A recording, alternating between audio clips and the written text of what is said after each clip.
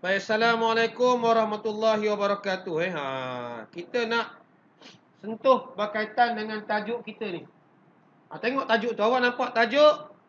Dia link dengan awak lah. Dia link dengan tajuk yang kita nak buat. Harapan kita inilah pelajar dapat memahami tentang imperialisme. Muka surat berapa ni? 3, 4, 5. Okey, baik. Kita tengok di sini, tengok faham dulu. Dan pelajar tengok contoh soalan yang saya letak. Tengok. Ini adalah soalan tahun 2007. Lama ni. 2007 agak-agak umur kamu berapa? Lahir ke belum? Sudah lahir. Baik. Apakah yang dimaksudkan dengan imperialisme? Pelajar boleh garis muka tek. Saya dah garis kot kita awal-awal kita dah buat. Tengok sebenarnya ulang kaji. Apa yang kita nak buat? Imperialisme ialah dasar sesebuah negara. Dapat dah markah tu.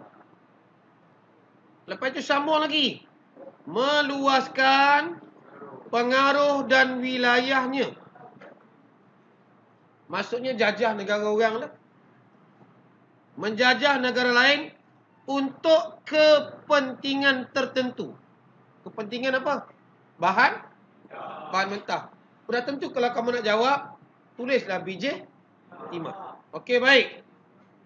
Ini dapatlah markah kita pun 2 kan. Tak payahlah nak jawab banyak. Okey, baik. Soalan yang kedua. Dia tanya namakan 2 kuasa barat yang terlibat dengan imperialisme. Tengok betul. 2 kuasa barat yang terlibat dengan imperialisme. Senang. Apa dia? Tambah pula huruf Roman.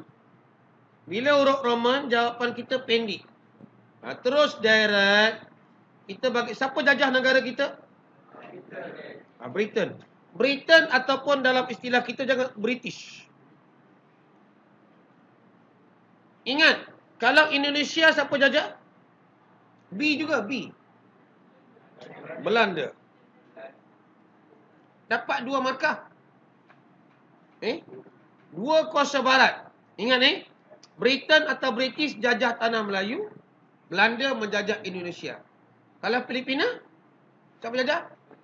Spanyol. Senang aja. Dalam banyak-banyak negara ni, negara kita lah yang tak ikut rupa orang putih kan. Tengok Belanda, tengok pelakon-pelakon dia macam orang putih, lawa-lawa, hidung mancung kan. Gantung baju tak jatuh kan. Kita tengok. Walaupun orang putih datang, muka tetap Melayu. Sebab orang putih tak suka Melayu. Ini nampak sebab apa? Orang Melayu dia asyik menentang dia je, mana dia nak. Baik. Soalan 3. Ini poin kita. Soalan dia tanya ialah, nampak tu? Berikan 2 cara. 2. Tengok buku teks awak. Muka surat berapa ni? Muka surat 4. 2 cara kemajuan sistem pengangkutan. Kemajuan sistem pengangkutan. Okey, tengok. Cari pada jawapan perenggan ini. Nampak? Maksudnya dengan pengangkutan, apa sebab pengangkutan itu boleh menyebabkan negara luar jajah negara di rantau Asia Tenggara. Tengok. Nampak sini kan? Sistem pengangkutan dan perhubungan. Saya letak itu fakta. Uraiannya ialah, saya letak dengan warna apa? Hijau lah. Penggunaan kapal yang berkuasa wap, dia boleh bawa muatan lebih banyak. Sebelum ni datang dengan apa? Sebelum ni datang naik sampan. Muatannya sikit. Baik. Lepas itu, dia juga mempercepatkan perjalanan barat dengan timur. Sudah dapat markah? Yang seterusnya ialah saya letak warna biru ni bagi pelajar jelas. Pembukaan terusan Suez. Apa kesan terusan Suez ni? Memendekkan jarak perjalanan. Cepatlah sikit. Shortcut. Awak kalau nak shortcut, lagi pada polis shortcut kan? Polis masuk sini, awak masuk sana, lain-lain masuk parit pada muka. Okey. Yang ketiga, saya letak warna purple ni. Kita nampak? Apa dia?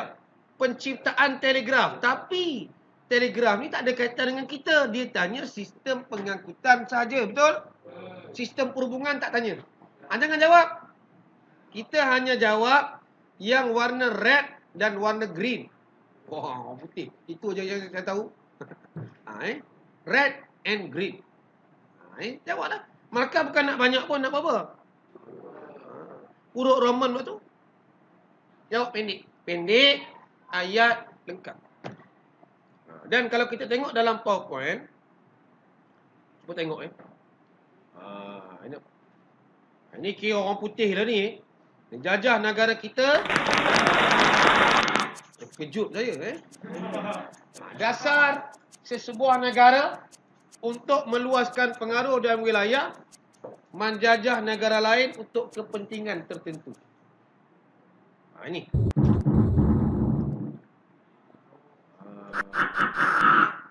Baik. Jelas, Dapat dah 2 markah tadi. Seterusnya dia tanya ialah tentang negara ini peta. Tiba-tiba dia bagi negara, dia tak tulis pun penjajah. Awak kena ingatlah. Dia bagi tanah Melayu, Indonesia, Filipina. Siapakah penjajah bagi negara tersebut? Awak kena tahulah. Portugis, Melaka. Kalau tanah Melayu, British. Jangan ngada-ngada pula bagi Portugis buat tanah Melayu pula. Suka-suka hati koma je. Baik. Belanda. Kita tak jawab Melaka, kita jawab Indonesia kan. Perancis, Indochina. Spanyol, Filipina dulu, baru ada Amerika next. Cukup. Dan soalan ketiga tadi ditanya faktor. Tengok faktor, tengok depan. Yang ini lebih mudah. Yang pertama, pada waktu itu berlaku revolusi industri. Dia orang nak barang. Apa yang dia nak yang ada di negara Asia Tenggara? Ialah biji timah. Nampak? Biji timah untuk industri negara dia. Okey. Ini bahan mentah yang lain lah. Kalau tak tahu ini apa ni? Balak, kayu ini nyor. Nyor pun tidak juga kan. Jangan main. Dia nak masak kari. Ada nyor kan. Ini contohnya ialah Filipina kan, bukan kita. Tebu. Filipina pengeluar tebu utama di Asia Tenggara. Ini apa dia ni? Agak-agak. Lada hitam, gut pandai. Rempah lah ya. Ini soalan kita tadi. Kapal berkuasa wap, dia boleh bawa muatan lebih banyak. Nampak? Banyak dah Cepatkan perjalanan. Lepas itu terusan Suez, jarak pendek timur barat. Jimat kos. Bila itu cepat, jimatlah kos. Macam saya order barang daripada China. Saya order barang tak mahal pun. Saya order gergaji pakai bateri. Malas sangat nak gaji dah orang tua kan. Saya nak tebang pokok pakai bateri. Pokok ini kecil lah, pakai kayu kan. Saya dah sebulan tak sampai-sampai. Saya nak marah dengan pisang ni. Dia gelak saya. Saya tak nampak. Saya ingat kedainya, hardware-nya di Malaysia. Rupanya China. Lambat lah. Banyak halangannya kan. Semalam baru Ninja mesej saya. Akan sampai. Lebih kurang 3 minggu. Order gergaji RM70 je. Udah nak mari 10 bulan 10 dah. Saya order 8 bulan 8.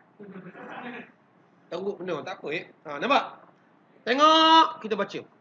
Jangan baca banyak. Jangan tak baca langsung. Jangan baca banyak. Yang penting kita faham. Faham ni Okey. Yang terakhir. Kau apa dah? Nak kan? Sikit lagi. Kau masuk lambat dah. Okey, kuasa barat menjadikan slogan Tengok slogan muka surat 5. Baca sekejap.